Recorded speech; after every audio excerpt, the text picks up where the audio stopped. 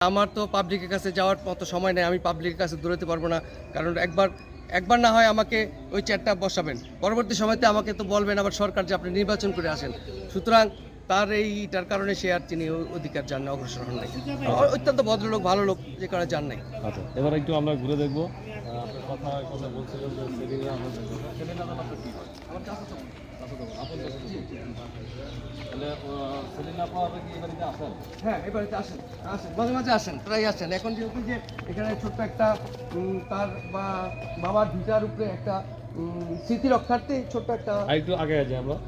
ছোট্ট একটা বিল্ডিং করতেছেন এখানে, বাপদাদা ভিটা রক্ষার্থে এটা একটা বাড়ি করতেছেন এখানে। দর্শক, আমরা মনোযোগ রং লেগেছে শহর তুমি যেখানে আমি সেখানে, এই গানগুলো শুনে বড় হয়েছে। তো সেই গানেরই সুরকার মিউজিক ডিরেক্টর আজাদ রহমানের ওয়াইফ সেলিনা আজাদের কথা হচ্ছে।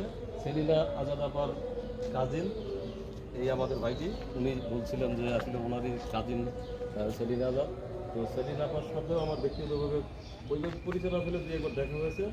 তো যদি এবার বলেন যে আসলে ওনার বাবার ভিডিওটা জি, শুধু স্মৃতি রক্ষার্থে উনি এখানে কিছু একটা বিল্ডিং করার চেষ্টা করতেন। তারা মাঝে মাঝে আমাদের স্কুলে আসেন, স্কুলে স্কলারশিপও দেন।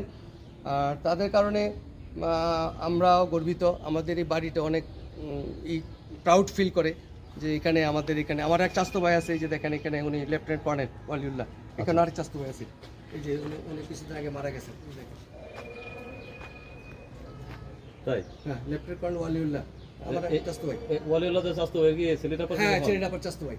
সেলিনা আপারও চাস্তো হ্যাঁ, ভাই? চাস্তো ভাই, আমার চাস্তো ভাই। আচ্ছা, তো এটা ইতিহাসের একটা বিষয়। সেটা হচ্ছে যে তাহলে তো আমাদের বাংলাদেশের বিখ্যাত সঙ্গীত পরিচালক আজাদ রহমান এই বাড়িতে আসতেন। জি, আসছেন, একাধিকবার আসছেন। আর যদিও আমি যদি বলি উনি কিন্তু আমাদের দেশের লোক না, এটা জানেন তো? জি, ইন্ডিয়ার জি, সম্ভবত। জি, জি, জি, তো উনি দেশে গান বাজনা করতে এসে জি, জি, আপনাদের সাথে আত্মীয়তা জড়িত জি, হয়েছে। জি, জি। তো না, এটার পিছনে আবার কারণ আছে। আমার যে সেলিনা আপার যে ফাদার, তিনিও আবার বিয়ে করছেন না ওদিকেই, যে কারণে আসলে এইটা হয়েছে। তখন তো যোগাযোগ অবস্থা অনেক খারাপ ছিল। আগে করছেন কি।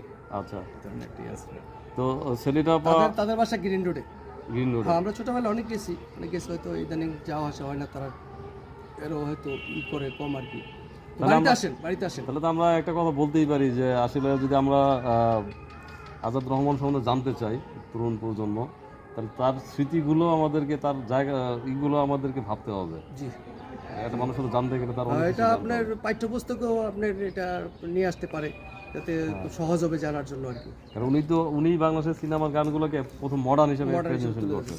আর আগে তো এরকম ছিল না। আগে ছিল না। যদিও আগের সিনেমার যারা গান করতো সবই কিন্তু বিক্রমপুরের লোক। জি, জি, জানেন এগুলো? জি, জি, টুঙ্গিবাড়ি। জি।